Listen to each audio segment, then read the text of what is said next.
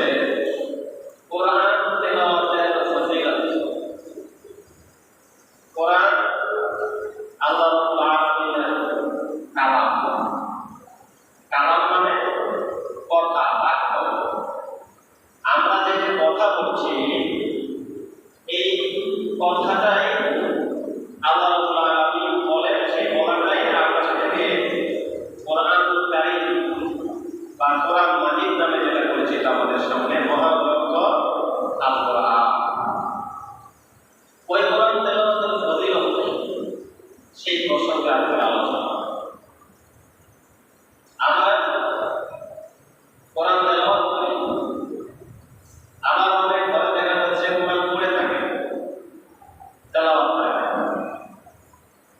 মাসকে মাস, বছরকে বছর চলে যায়, তেলাওয়াত হয় না। এমনকি যে মসজিদে অনেক কোরআন পড়ে থাকে, পড়ার মতো খবর আছে। এই কোরআন এমন এক মহাগ্রন্থ যে কোরআন এর মধ্যে মানব জীবনের শুরু থেকে মৃত্যু পর্যন্ত, জন্ম থেকে মৃত্যু পর্যন্ত যা যা প্রয়োজন সমস্ত কিছু যে কিতাবের মধ্যে আছে, সমস্ত কিছুর সমাধান যে কিতাব দিতে পারে, ওই কিতাব আমাদের অবহেলিতভাবে পড়ে রয়েছে। ঠিক না? আজকে যদি আমরা ওই কিতাব আমাদের বন্ধু হিসাবে বানাতে পারতাম, ওই কিতাব আমাদের সহপাঠী হিসাবে বানাতে পারতাম, তাহলে আজকে আমাদের এত অধঃপতন হতো না, আমাদের সন্তানাদি এত অধঃপতনে যেত না, আমাদের সন্তানাদি জুয়াতে হাত দিতে পারত না, আমাদের সন্তানাদি মদে হাত দিতে পারত না, আমাদের সন্তানাদি চুরি ডাকাতিতে হাত দিতে পারত না, আমাদের সন্তানাদি ছিনতাইকারীর মধ্যে পড়তো না, আমাদের সন্তানাদি চাঁদাবাজির মধ্যে পড়তো না, আমাদের সন্তানেরা সমাজের মধ্যে বিশৃঙ্খলার মধ্যে পড়তো না। আজকে সেই কোরআন আমাদের সহপাঠী এই বিধানে আমরা বিভিন্ন সমস্যায় জর্জরিত হয়ে আছি। আসলে সেই সমস্যার সমাধান এই কোরআন দিতে পারে। এই কোরআন মানব জীবনের সমস্ত সমস্যার সমাধান দিতে পারে। এই কোরআন আমাদের পড়তে হবে। তেলাওয়াত মানে হচ্ছে আল্লাহ বলেন বিসমিল্লাহির রাহমানির রাহিম আল্লাযীনা আতাইনাহুমুল কিতাবা ইয়াতলুহু হাক্কা তিলাওয়াতিহি। আবার আল্লাহ বলেন আমি যাদেরকে কিতাব দিয়েছি ওই কিতাব তারা তেলাওয়াত করে যথাযথভাবে। তার মানে হলো যথাযথ মানে হলো যেইভাবে আমি কোরআন তেলাওয়াত করেছি, যেইভাবে আমি কোরআন নাযিল করেছি, ঠিক ওইভাবে আমার বান্দারা কোরআন তেলাওয়াত করে। আল্লাহ বলেন কোরআন আমি যেইভাবে নাযিল করেছি, এই পরিষদে আমার নবী বন্ধু মুহাম্মদ রাসূলুল্লাহ সাল্লাল্লাহু আলাইহি ওয়াসাল্লাম এর কোরআন অবতীর্ণ করেছি, আমার বান্দারা ঠিক সেইভাবে কোরআনকে তেলাওয়াত করে। এটা আল্লাহ বলেন। এখন আসলে কি আমরা আদৌ সেইভাবে তেলাওয়াত করছি কিনা, এই যে আমাদের বিবেকের প্রশ্ন, এই যে আমাদের বিবেককে, মনকে প্রশ্ন করতে হবে, তেলাওয়াত কি আমরা সেইভাবে করতে পারতেছি কিনা? পারতেছি কি? পারতেছি। এই কোরআন তেলাওয়াতের ফজিলত কি আজকে আমরা এটা জানবো, বুঝবো, এর উপর আমল করার চেষ্টা করবো ইনশাআল্লাহ। শুধু কোরআন বড় করে আমরা নতুন করে জানবো। অন্যান্য কিতাব যেরকম ভাবে পড়া হয়, বাংলা, ইংরেজি, উর্দু, ফার্সি যত কিতাব আছে যে রিডিং করা হয়, আমরা সচরাচর কিন্তু ওইভাবেই কোরআনটাকে পড়ি। আসলে কোরআন এইভাবে কোরআন আসে নাই, এইভাবে পড়ার জন্য কোরআন আল্লাহ নাযিল করেন নাই। আল্লাহ নাযিল করেছেন এই জন্য যে আমার বান্দারা কোরআন তেলাওয়াত করবে,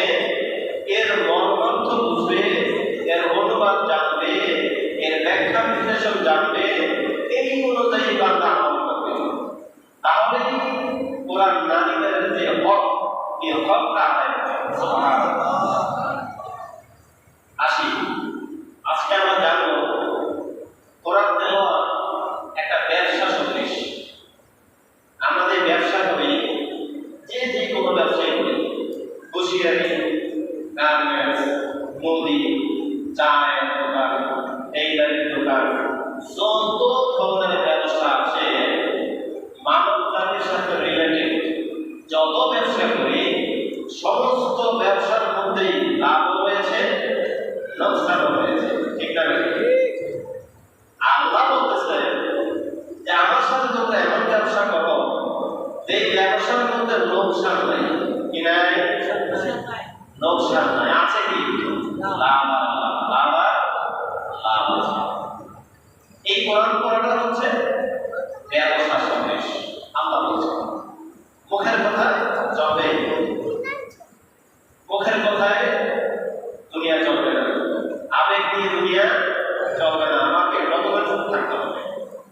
আল্লাহ বলছেন সূরা ফাতিরের মধ্যে 29 এবং 30 নম্বর আয়াতে আল্লাহ বলছেন বিসমিল্লাহির রহমানির রহিম ইন্নাল্লাযীনা ইয়াতলুনা কিতাবাল্লাহ ওয়া আকামুস সালাতা ওয়া আতাউস সালাতা ওয়া আনফাকু মিম্মা রাযাকনাহুম সিরran ওয়া আলানিয়াতান يرجون تجارة لن تبور। আমরা আল্লাহ বলছেন যারা কোরআন তেলাওয়াত করে, ইন্নাল্লাযীনা ইয়াতলুনা, নিশ্চয়ই যারা কোরআন তেলাওয়াত করে, কিতাব আল্লাহ, আল্লাহর কিতাব। আল্লাহর কিতাব মানে এই কোরআন মাজিদ। আল্লাহর কিতাব মানে কি? একটু কথা বলতে হবে। সম্মানিত উপস্থিতি, কথা বললে আমি বুঝতে পারবো আপনারা বুঝতেছেন, যদি না বুঝেন আমি রিপিট করবো, সমস্যা নাই। তবে জানতে হবে, বুঝতে হবে, ওই অনুপাতে আমল করতে হবে। এই বক্তৃতার সাথে বক্তব্যের সাথে মুনাফিকি করা যাবে না। যতটুকু শুনবো ততটুকু আমল করার চেষ্টা করবে ইনশাআল্লাহ। আল্লাহ বলছেন নিশ্চয়ই যারা তেলাওয়াত করে কিতাব আল্লাহ মানে আল্লাহর কিতাব, ওয়া আকামুস সালাত, সালাত কায়েম করে। কায়েম মানে প্রতিষ্ঠা করে। এই যে সালাতে আমরা এসেছি, এই সালাত কায়েম করা, কায়েম মানে প্রতিষ্ঠা করা। প্রতিষ্ঠা মানে কি? সালাত যেভাবে আদায় করা দরকার ঠিক ওইভাবে আদায় করতে হবে। এরপরে আল্লাহ বলছেন ওয়া আনফিকু মিম্মা রাযাকনাহুম, আমি তোমাদেরকে যে রিজিক দিয়েছি, আমি তোমাদেরকে যে সম্পদ দিয়েছি, ওই সম্পদ থেকে তোমরা গোপনে এবং প্রকাশ্যে ব্যয় করো। কয়টা হলো? 3টি। বুঝবেন, বুঝে অ্যান্সার দেওয়ার চেষ্টা করবেন। বন্ধুরা একটু মনোযোগ দিন। প্রথমে কি হয়েছে? যারা তিলাওয়াত করবে কিতাব আল্লাহ, আল্লাহর কিতাব। দ্বিতীয়ত আকামুস সালাত, সালাত কায়েম করবে। তৃতীয়ত আল্লাহ বলছেন আমি তোমাদেরকে যে সম্পদ দিয়েছি, এই সম্পদ তোমরা গোপনে এবং প্রকাশ্যে আল্লাহর রাস্তায় দান করবে। কি করবে? দান করবে। যারা এই 3টা কাজ করে, যারা এই 3টা কাজের মধ্যে শামিল হবে, আল্লাহ বলছেন তাদের যে ব্যবসাটা, এই লোকগুলা চায় এই ব্যবসাটার মধ্যে কোনো লোকসান হবে না। না হোক, এটা আল্লাহ বলে দিয়েছেন লান তাকুন, তারপরে কখনো নয়। লান তাকে, লান আরবি শব্দের মধ্যে আসে তাকিদ দেওয়ার জন্য। কখনো এই ক্ষতির সম্ভাবনা থাকবে না। লান তাকুন, তাকুন মানে ক্ষতি, লোকসান। আল্লাহ বলেন এই 3টা ব্যবসার মধ্যে যারা জড়িত, ব্যবসাগুলো কি? তেলাওয়াত করা, সালাত আদায় করা, গোপনে প্রকাশ্যে ব্যয় করা। ব্যবসাটা আমরা কার সঙ্গে করছি? আল্লাহর সাথে।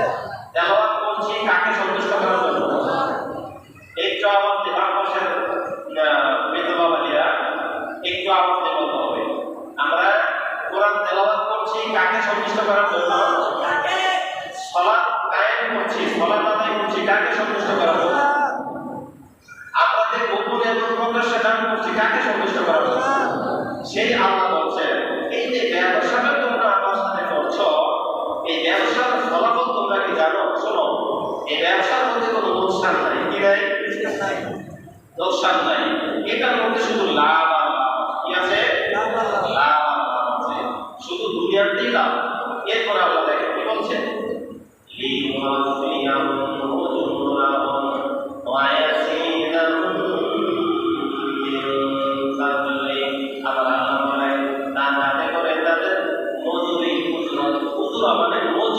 প্রতিদান, মাস শেষে মাইনে দিলেন, টাকা দিলেন, মাসিক ভাতা, বেতন।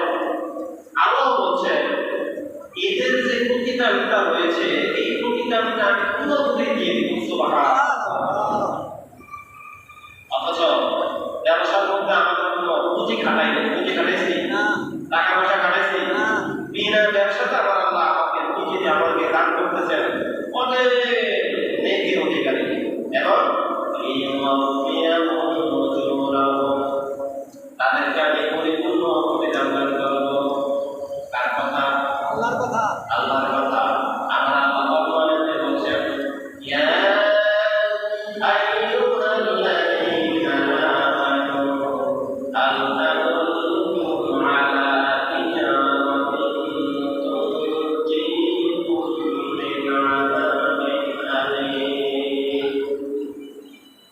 এই বান্দার কথা, আমি কি তোমাদেরকে এমন এক ব্যবসার কথা বলবো না, এমন এক ব্যবসার সংবাদ তোমাদেরকে আমি দিব না, এই ব্যবসাটা তোমাদেরকে আখিরাতের যে যন্ত্রণাদায়ক শাস্তি রয়েছে সেই যন্ত্রণাদায়ক শাস্তি থেকে তোমাদেরকে মুক্তি দেবে। আল্লাহ বলে দিচ্ছেন, তোমরা কি শুনবে? সেই ব্যবসাটা কি? শুনতে রাজি আছে? আওয়াজ দিয়ে বলতে হবে, ব্যবসাটা কি শুনতে রাজি আছে? এই যে বাম পাশে বলতে বাবারা একটু আওয়াজ দেবেন। আমার আল্লাহ বলছেন, তুমিনুনা বিল্লাহি ওয়া রাসূলিহি ওয়া তুজাহিদুনা ফি সাবিলিল্লাহ বিআমওয়ালিকুম ওয়া আনফুসিকুম যালিকুম খায়রুল লাকুম ইন কুনতুম তা'লামুন। আমার আল্লাহ বলেন, তোমরা ব্যবসাটা শোনো, ও আমার বান্দারা, বান্দারা শোনো। ব্যবসাটা হলো তোমরা আমি আল্লাহর প্রতি বিশ্বাস স্থাপন করবা, আমার বন্ধু রাসূল সাল্লাল্লাহু আলাইহি ওয়াসাল্লামের প্রতি বিশ্বাস স্থাপন করবা। আমার বন্ধু যে আদর্শ নিয়ে এসেছে ওই আদর্শ পুঙ্খানুপুঙ্খরূপে তোমরা পালন করবা। ওয়াতুজাহিদুনা ফি সাবিলিল্লাহি বিআমওয়ালিকুম ওয়া আনফুসিকুম, নিজেদের মাল জান এবং মাল দিয়ে তোমরা আল্লাহর রাস্তায় জিহাদ করবা। এই যে তিনটা, এখানে কয়টা? তিনটা। কি কি? আল্লাহর প্রতি ঈমান, আল্লাহ যা পাঠাইছে ওর উপর আত্মবিশ্বাস, বিশ্বাস স্থাপন করতে হবে। আল্লাহ নবীর উপর যা দিয়েছেন সেগুলোর প্রতি আমাদের বিশ্বাস স্থাপন করতে হবে। এবং তিন নম্বরে বলেছেন নিজেদের জান এবং মাল দিয়ে কি করতে হবে? আল্লাহর রাস্তায় জিহাদ করতে হবে। যদি এই তিনটা পালন করো, যদি এই তিনটা পালন করো, শোনো পুরস্কারটা কি? আল্লাহ প্রথমে বলছেন সংবাদ আমি যে তোমাদেরকে দিব নাকি। এবার সংবাদ দিলেন কি? তিনটা ব্যবসার কথা।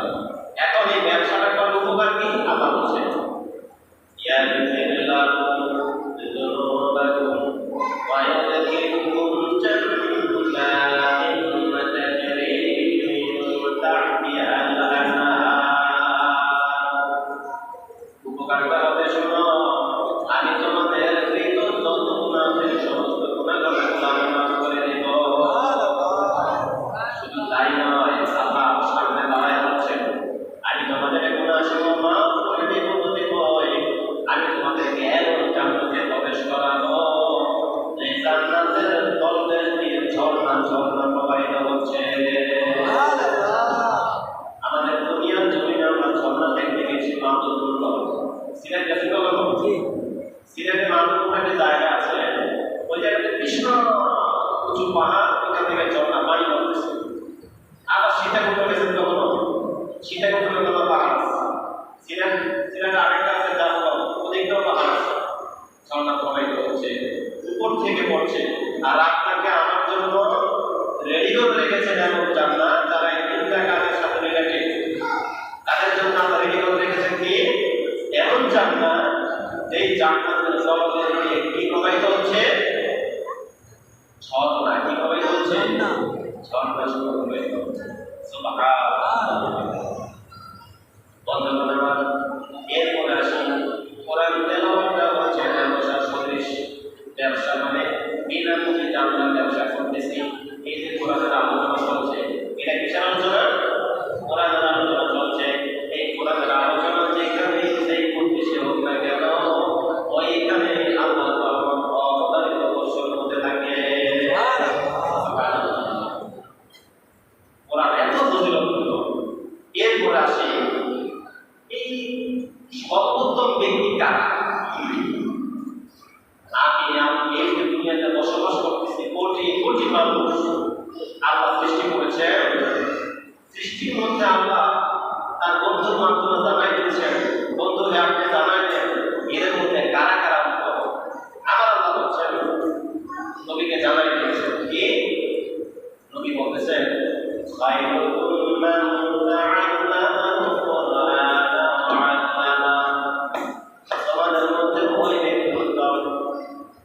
কোন ব্যক্তি? আপনার নবী বলছেন তোমাদের মধ্যে ওই ব্যক্তি উত্তম যে ব্যক্তি নিজে কোরআন শিক্ষা করল এবং অপরকে কোরআন শিক্ষা দিল। তোমাদের মধ্যে সর্বোত্তম ওই ব্যক্তি। সর্বোত্তম তার মানে মানুষ তো মানুষ, কত মানুষ স্বভাব নাই। আল্লাহ নবী বলছেন সব মানুষের উত্তম নয়। উত্তম হচ্ছে কারা? যারা নিজেরা কোরআন শিখবে, যে কোনো মূল্যে শিখবে। আমি জানি না, আমি কোরআন পড়তে পারি না, আমাকে শিখার আগ্রহ থাকতে হবে, আমাকে শিখতেই হবে। কালকে আমাদের ময়দানে কি জবাব দিবে কোরআন যখন আমরা শিখি? এই কোরআন আমাদের পক্ষেও সাক্ষী দিবে, আসলে সামনে পক্ষেও সাক্ষী দিবে, বিপক্ষেও সাক্ষী দিবে। এই কোরআন যদি আজকে আমরা হাত ছাড়া করে ফেলি, কালকে আমাদের ময়দানে আমাদের আফসোস বিনা কোনো কল্পনা থাকবে না।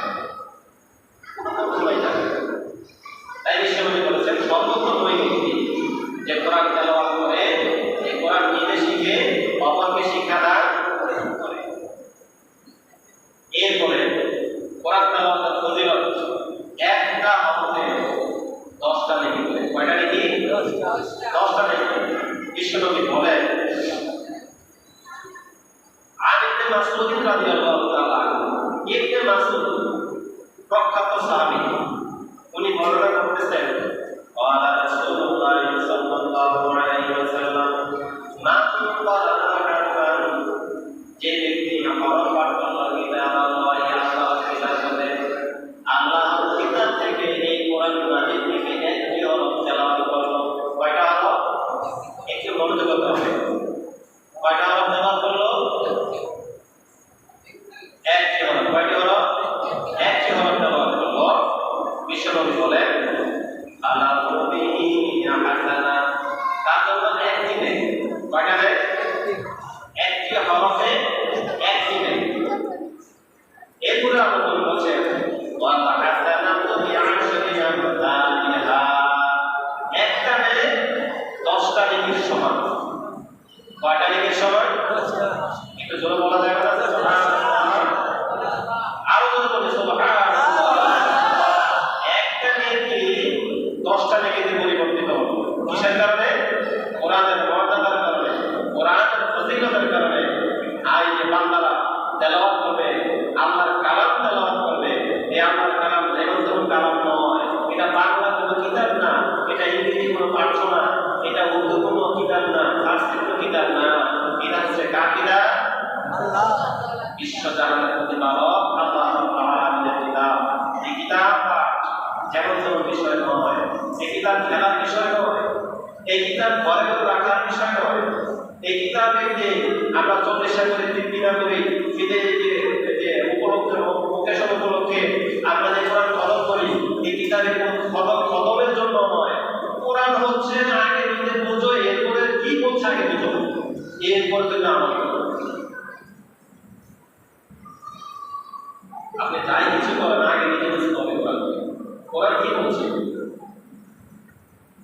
এরপরে আসবেন।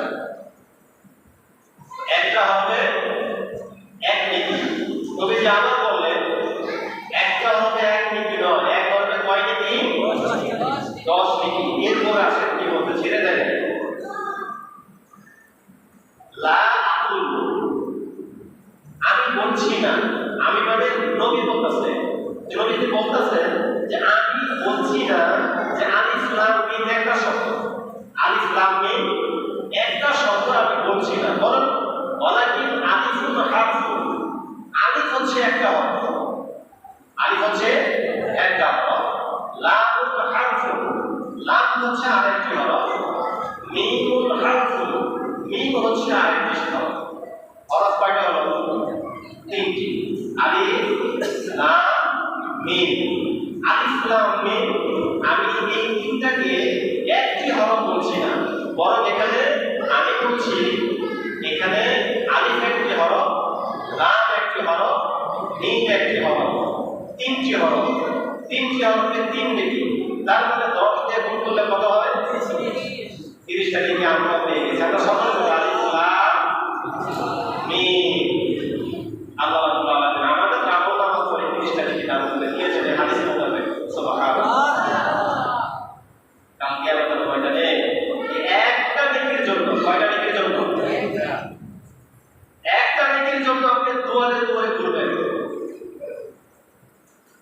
আফসোস এই জায়গাতে একটা নীতি দেওয়ার মতো এমন কোনো বন্ধন নাই, এমন কোনো বন্ধু নাই যে আপনাকে আমল করে একটা সব দিয়ে দিবে, একটা নীতি আপনাকে দিয়ে দিবে, তার বিনিময়ে আপনি জান্নাতে ঢুকে যাবেন।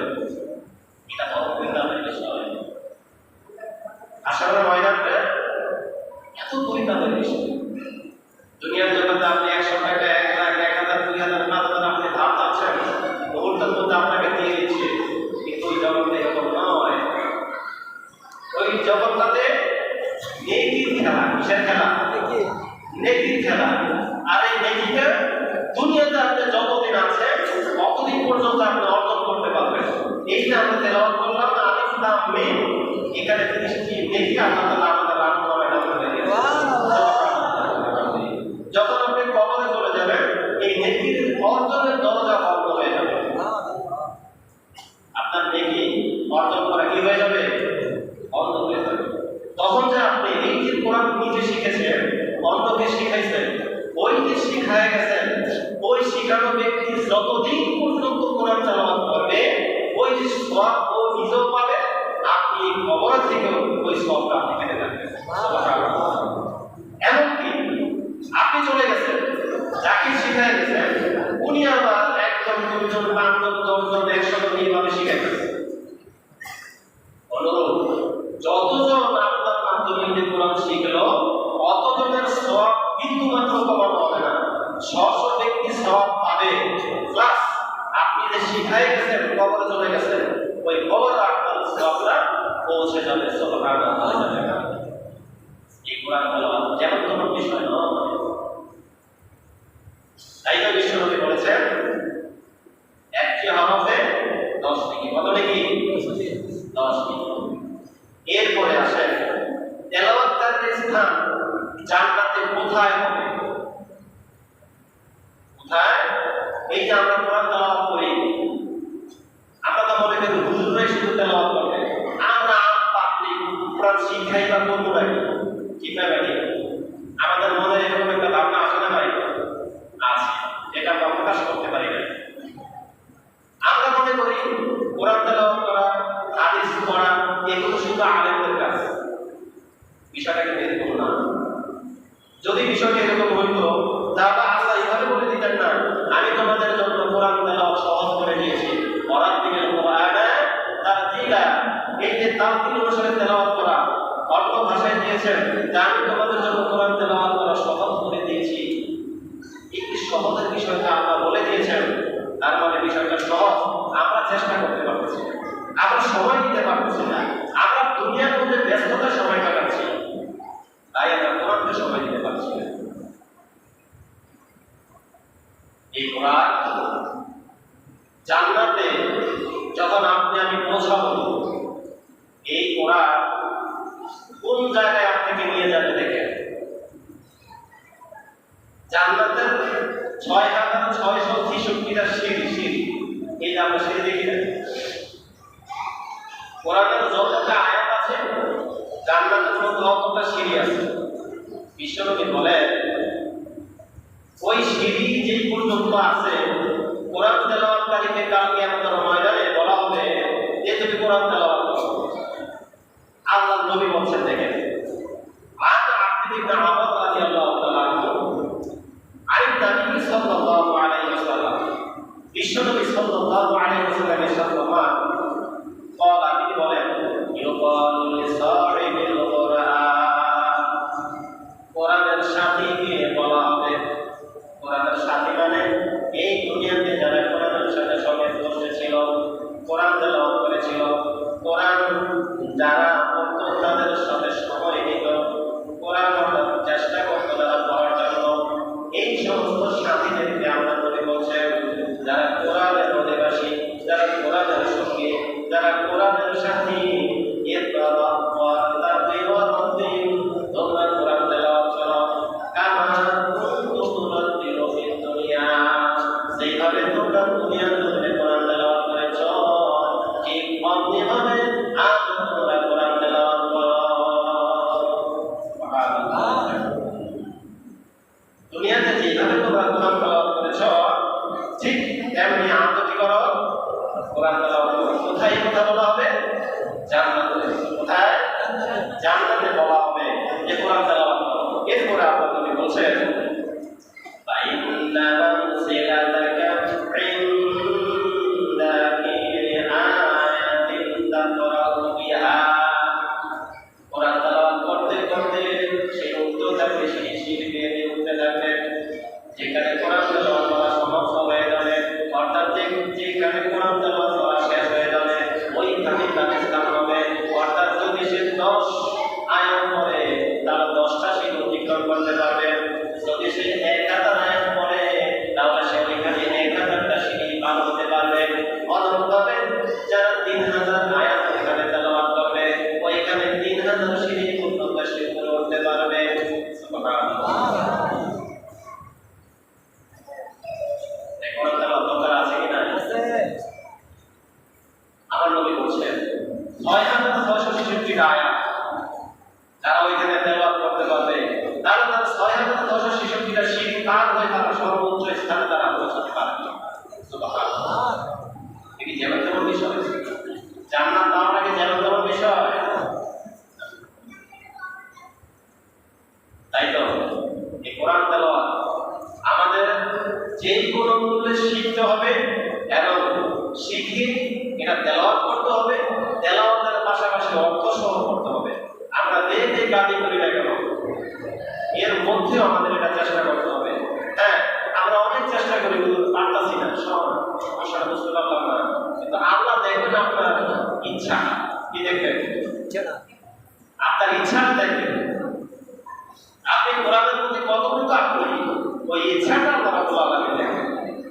আপনাকে দেখতেছে অবলোকন করেছে এবং পাহাড়া দুজন দিয়ে রেখেছেন, কেরামা কাযিবিন দুজন ফেরেশতা আপনার মধ্যে দিয়ে দিয়েছেন।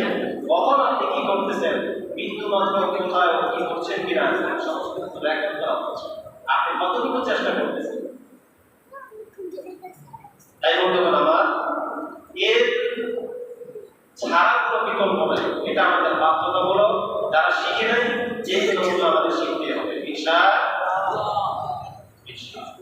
এরপর আসেন কারা আল্লাহ পরিবার ও খাস বান্দা। আমরা তো মনে করি বাবা মা ভাই বোন এই নিয়ে আমাদের কি পরিবার পরিজন। আমার নবী বলতেছিলেন শোনো সাহাবায়েরা,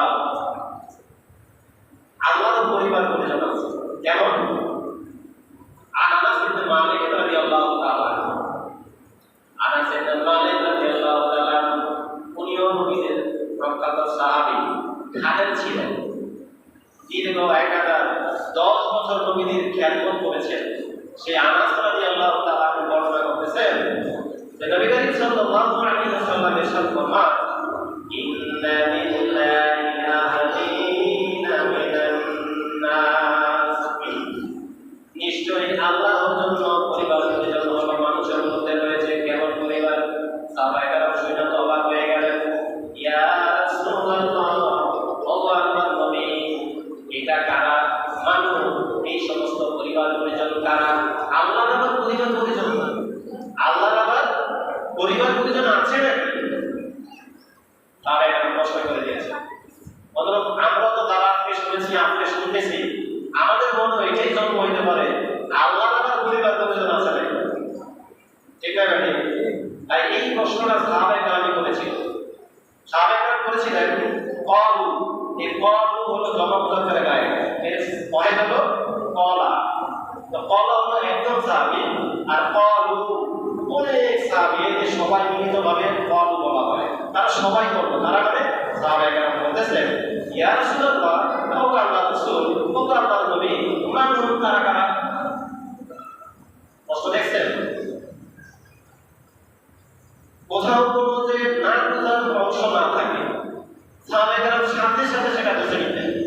নবীকে প্রশ্ন করে সাথে সাথে সেটাকে নিয়ে নিতেন, বুঝে শুনে তারপর আমল করার চেষ্টা করতেন। আজকে যেমন আমি আপনাদেরকে বলছি, এখানকার না বুঝবেন রিপিট করার অপশন আছে। এখন না হইল, নামাজ শেষ হইল, অপশন আছে, আপনারা করতে পারবেন যেই দিকে না বুঝবেন। যেমন যে সাহাবায়ে কেরাম ছাড়তেন নাই। নবী করিম সাল্লাল্লাহু আলাইহি ওয়াসাল্লাম এই ওয়াজটা শুধু আপনাদের জন্য না, বাসায় বাড়িতে যারা পর্দার মধ্যে আমাদের মা বোনরা আছেন, তাদের ক্ষেত্রেও এই কোরআন তেলাওয়াতের ফজিলত খুবই গুরুত্বপূর্ণ।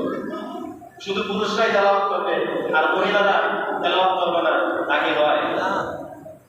এই দিক দিয়ে সমান সমান কোরআন তেলাওয়াতের অধিকার সমান আছে।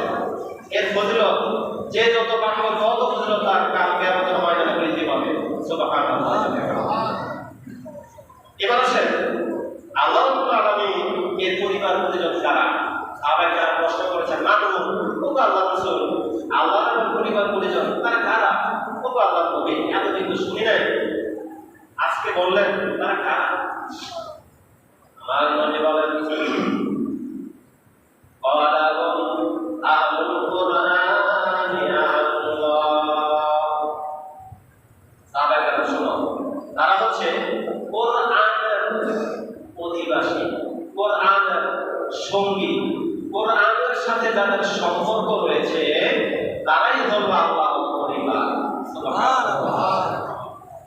কোরআনকে যারা সময় দিচ্ছে, কালামটা কার? এই কোরআন কার? আল্লাহ। কার বাণী? আল্লাহর বাণীর সাথে যারা সময় দিবে, আল্লাহর বাণীকে তারা তেলাওয়াত করবে, আল্লাহর বাণীর সাথে তারা দুষ্টামি না করবে, আল্লাহর বাণীর সাথে তারা ফাইজলামি না করবে, তারাই তো আল্লাহর পরিবার। তারা কি? আল্লাহ তাআলার পরিবার। আজকে কোরআন নিয়ে কত কত কিছু হয়ে গেছে, নবীকে নিয়ে কত কত কিছু হয়ে গেছে। ওরা কি আসলে ঈমানদার? ঈমানদার নামে বেঈমান কারা? তারা এই কোরআনের বিরুদ্ধে কথা বলে, হাদিসের বিরুদ্ধে কথা বলে, নবীকে নিয়ে ব্যঙ্গচিত্র করে। তারা আদৌ কি মুমিন না? আদৌ কি মুসলমান না?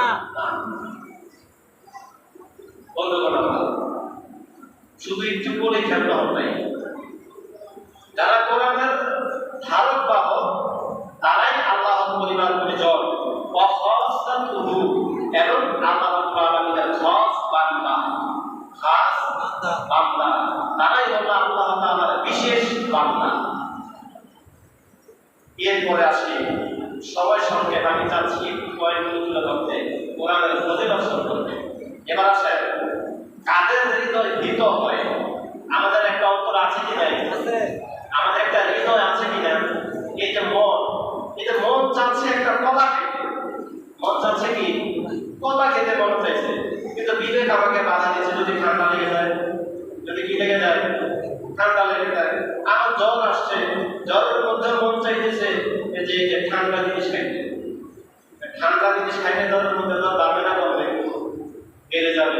তাহলে বিবেক বলতেছে খাইস না, মন বলতেছে খা। এই যে মন, কিছু ক্ষেত্রে মনের বিপক্ষে জিহাদ করতে হয়। জিহাদ করতে হয়। জিহাদ মানে হলো প্রচেষ্টা করা, চেষ্টা করা। সবচেয়ে উত্তম জিহাদ হলো নফসের বিরুদ্ধে জিহাদ করা। কার কথা? আল্লাহর নবীর কথা। নফসের বিরুদ্ধে জিহাদ করাটাই হচ্ছে সর্বোত্তম জিহাদ। তাহলে এবার আসি কাদের হৃদয়টা ভীত হয়, ভয় হয়, ভয় পায়। আল্লাহ বলছেন ইন্নামাল মুমিনুনা আল্লাযীনা ইযা যুকিরাল্লাহু ওয়াজিলাত কুলুবুহুম। আল্লাহ বলছেন ও মুমিনরা, ও ঈমানদাররা, তোমরা শোনো শোনো, তোমাদের কেউ যখন আমি আল্লাহকে স্মরণ করে, আমি আল্লাহর কিতাব অনুযায়ী আমল করে, আমি আল্লাহর কোরআন নিয়ে আলোচনা করে, আজকে যে আলোচনা হচ্ছে এটা কিসের আলোচনা? কিসের আলোচনা হচ্ছে ভাই?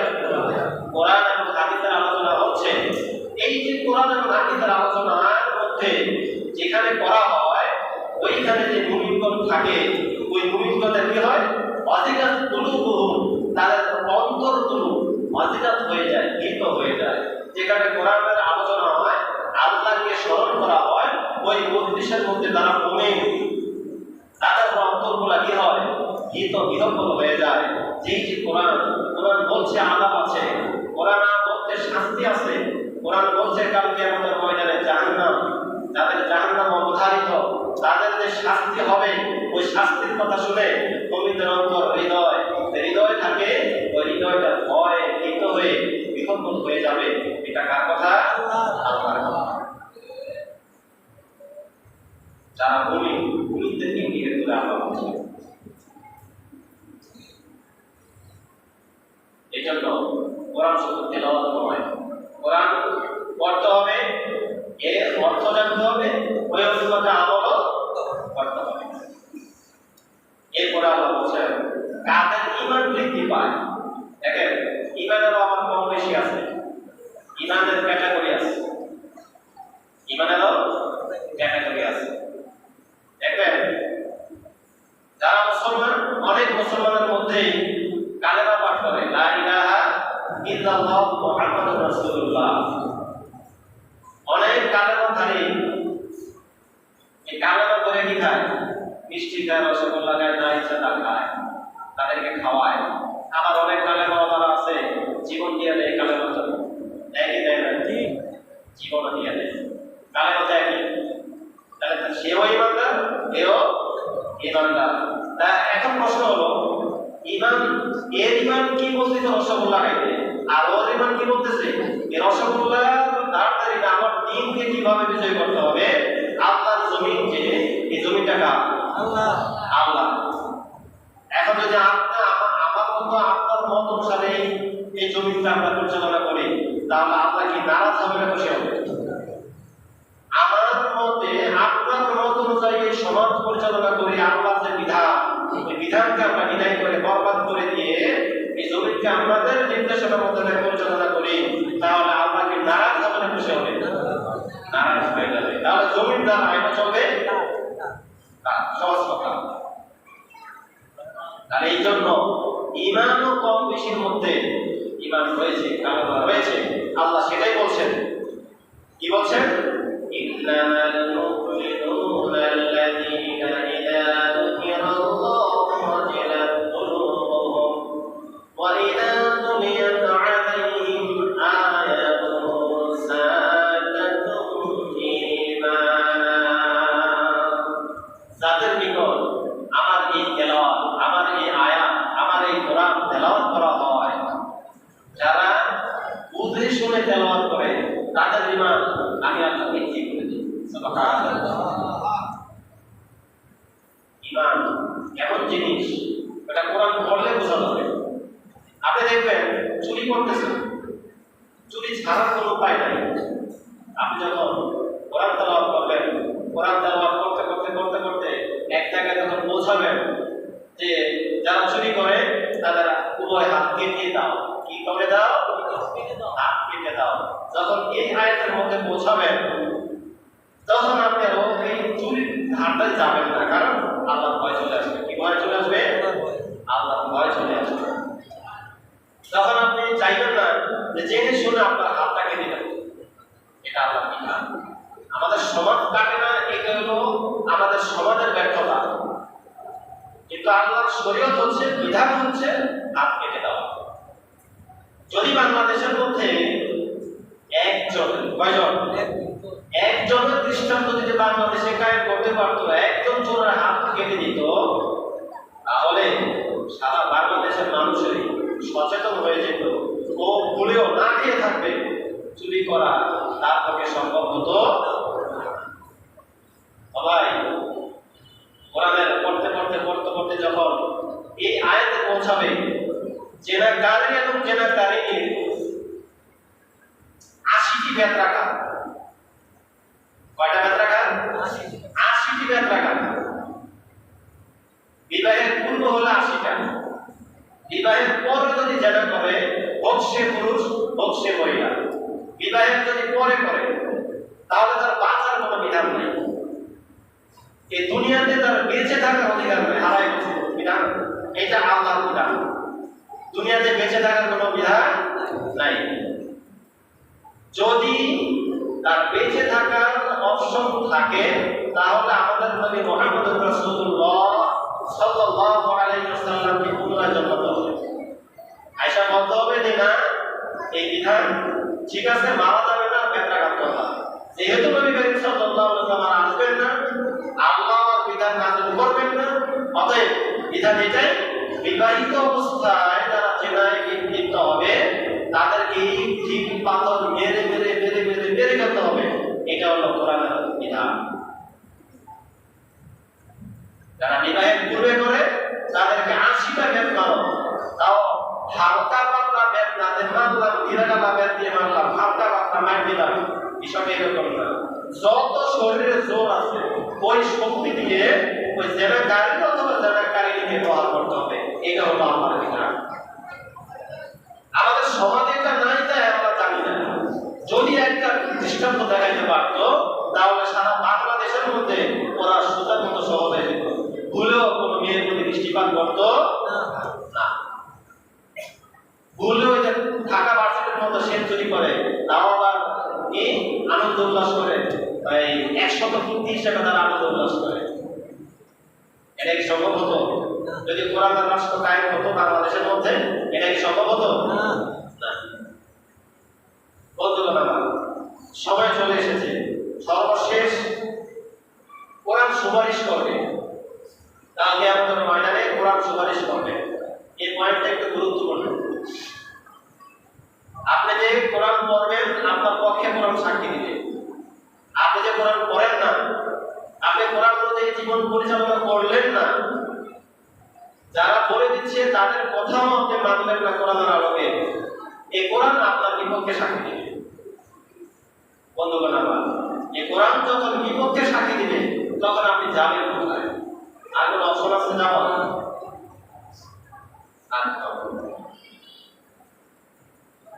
বন্ধুগণ আমার, আল্লাহ রাব্বুল আলামিন আলোচনা করছেন আমাদেরকে নিয়ে। এটা আমরা আলোচনা করছি না, কোরআন হাদিসের আলোচনা এখানে চলছে না।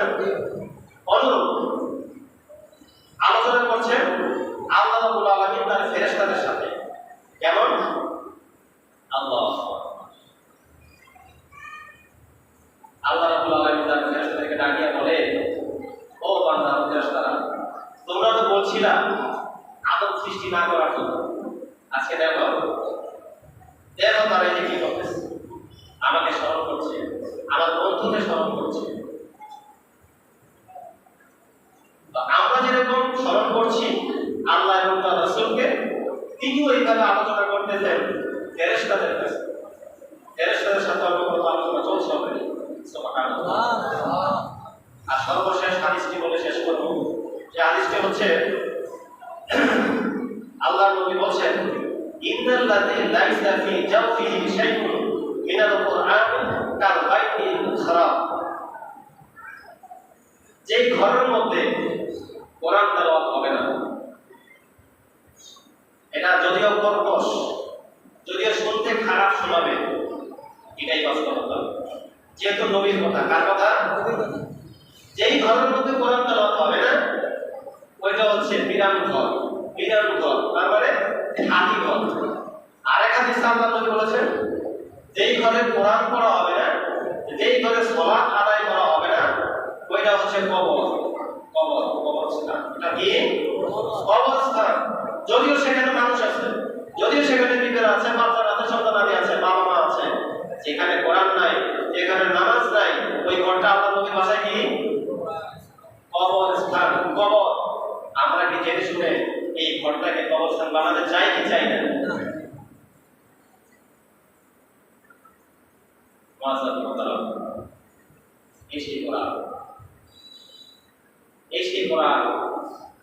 তাই আসুন